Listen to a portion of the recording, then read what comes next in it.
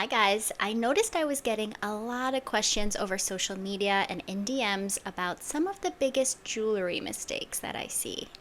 So in today's Q&A, I thought it would be a good idea to answer some of these questions about some of the biggest jewelry mistakes I see on a regular basis. The first one is admittedly going to probably garner some spite from the girlies and some of the guys too, but it is the beloved wrist stack. Oh my gosh, guys, I see all these beautiful watches stacked with designer bracelets and other gold and gemstone set bracelets, and this is one of the worst things you can do. I hate to say it.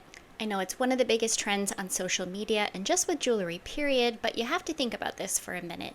Most watches, the alloys that they are using of stainless steel, are only a 5.5 on the most hardness scale, and even worse if you have a gold watch or another precious metal watch. That's even softer, usually around a 3 or a 4.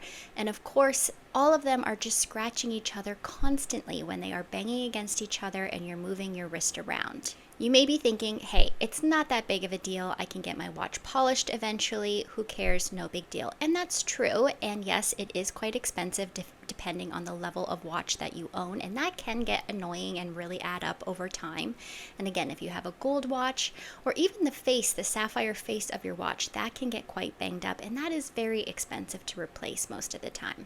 However, the even bigger concern is probably all of these beautiful tennis bracelets and other gem set bangles and bracelets that you're wearing with your watch, and even just with other bracelets, because the prongs will get loose over time. They can get banged around and chipped by the other metals and gemstones, because you have to remember, almost all the gemstones are way harder than 5 on the most hardness scale. You have sapphires at 9, diamonds at 10, even emeralds and tourmalines at around 7, garnets at around a 7. So by wearing them stacked like this, oh my god, they're just scratching each other, they are chipping each other. That stuff is way harder to repair, if not worth it at all. And then if the prongs are just getting loose over time, you could full on just lose the gemstones completely, because once the prongs get loose, the gemstones can easily fall out. And in a full tennis bracelet, that's probably going to be really hard to notice at first.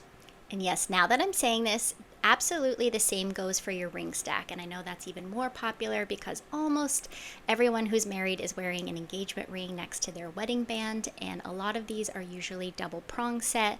And yes, those prongs are banging up against each other all the time. Those prongs are getting loose. And that is probably one of the biggest ways people are losing gemstones out of their rings. I know this is probably going to be harder to convince you not to do. I absolutely admit that I do it as well. And the safest way to do it is to wear bezel set, band, or engagement ring, or even better if both are bezel set, so that you don't have those prongs that are getting loose. So the ring stack is definitely a cautionary situation. For me personally, every single day when I put my rings on, I'm rubbing my finger really hard against the gems just to make sure they are not getting loose. I have lost a diamond out of my wedding band before, so absolutely it does happen. And it is very wise to get those prongs looked at and tightened at least once a year.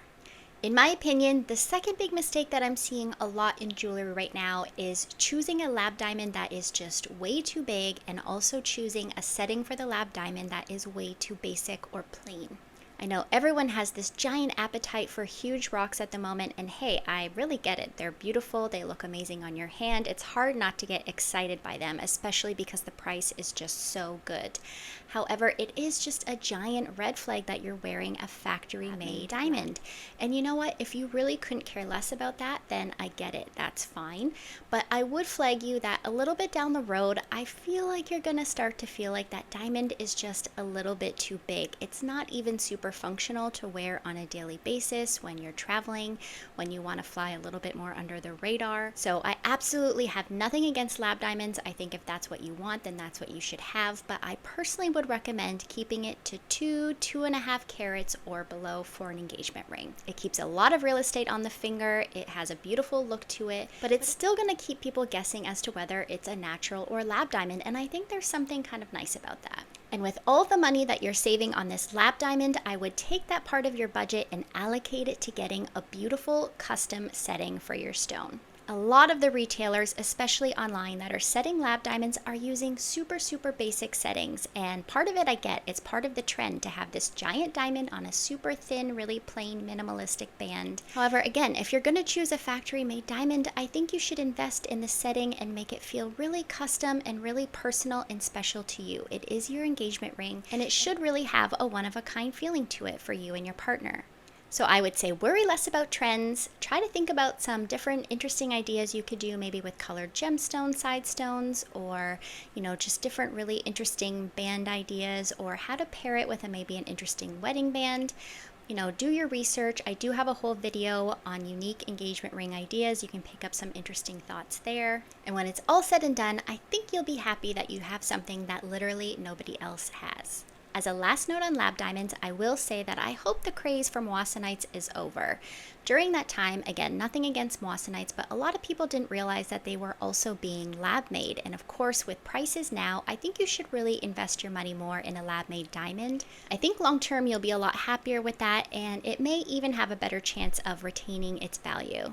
I did write a whole essay on my current thoughts on lab diamonds and the whole future of the industry of natural and lab diamonds, and where everything is going and how values may stack up in the near future. I think you'll probably be pretty surprised about some of my predictions, but as a gemologist, this is really my insider take. I also list on there the current market price for lab diamonds, and again, this is definitely something I don't want you paying too much money for. They are at a great price currently, and so definitely check that out if you are in the market. I'm going to put a link in the description below, and if you're interested in a lab diamond, I definitely wouldn't miss out on that. Lastly, the third biggest jewelry mistake I'd love to highlight is just spending way too much money on fashion jewelry. And I get it, I have been there. There are so many big brands and companies, we all know who they are, that are offering things like gold for May and even plated stainless steel jewelry, and they focus on big fashion trends. And sometimes it's hard not to indulge. Like I said, I've purchased some of them before. Sometimes when you're going on vacation or traveling or for the summer, you just really want to have one of those kind of big trendy pieces to go with your outfits. The problem is, with the price of gold and gemstones rising so much in the last year or two, I've seen a lot of these pieces go from $100 or less, which of course feels fine sometimes to indulge in a trend, to now being $300, $400, $500. And I will say, a lot of these brands that were using some really great materials in the past, now, because their margins have gotten a lot smaller, again with the cost of materials, I see them using a lot of dyed gemstones, a lot of lab-made colorless sapphires, topazes, glass-filled rubies, a lot of other things that are just really not worth the money. So instead of spending a couple $100s here and there over the year on pieces that you're really not gonna, be interested in a few years from now because they just are too trendy looking, I would really, really, really love to see people hang on to their money and invest in higher quality jewelry that you can really start to collect and curate a beautiful collection for yourself. But for those on a tighter budget, or even if you just want to find something really unique, things that aren't even in retail stores anymore, I would definitely encourage you to shop consignment jewelry. This is, bigger than ever. There are so many consignment shops out there, both, brick and mortar, in-person stores that you can shop at, and obviously loads of online shops. And not only are you going to find really unique pieces that almost no one else is going to have, which you can't say for some of those other, fast fashion jewelry, you're going to find pieces that are just so much higher quality, that are actually going to last you, that you don't have to worry about wearing in a swimming pool, for example, even though I really don't recommend that. But these are things that you're going to feel special purchasing and are going to be in your life for a really long time. I would probably suggest avoiding things like eBay and Etsy to start. And I only say that because they are a little bit more of the Wild West, especially when it comes to jewelry. There is just such a huge volume of items on there, and there can be a lot of really misleading language. And you have to be really, really careful. It takes a little bit more experience and instincts to kind of get used to what you should be looking for and what to avoid on there. There's been tons of listings that have even tricked me. And I just feel like if you're on there and you end up buying something for a really amazing price, which obviously if it's, seems too good to be true, it probably is. If you get it, it's probably not going to be what you were hoping for. Getting your money back can be next to impossible at times, especially for a lot of these overseas sellers.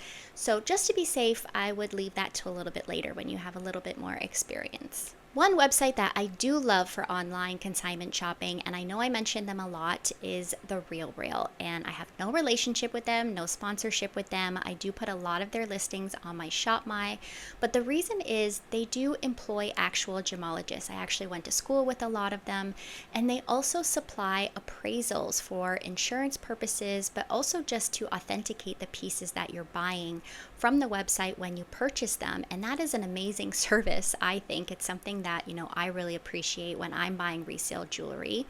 And it just makes you feel a lot more comfortable that you don't have to be as careful when you're shopping. And they have a great return policy. So if you end up getting something and you actually don't love how it looks in person, which can absolutely happen with jewelry, you can return it. I also find that they list a lot of jewelry pieces at fair market price, and I will be doing an article on that in future for better understanding. But overall, I find a lot of pieces at great prices on there, so I would highly recommend it if you want to start looking and considering buying more resale jewelry. Lastly, the other fashion-forward jewelry that I would personally avoid are pieces from major fashion houses that are offering costume jewelry as part of their wares.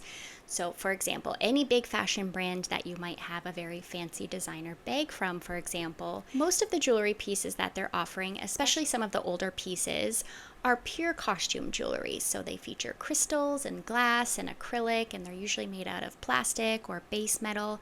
And the prices are extremely elevated because they have these very flashy designer logos on them.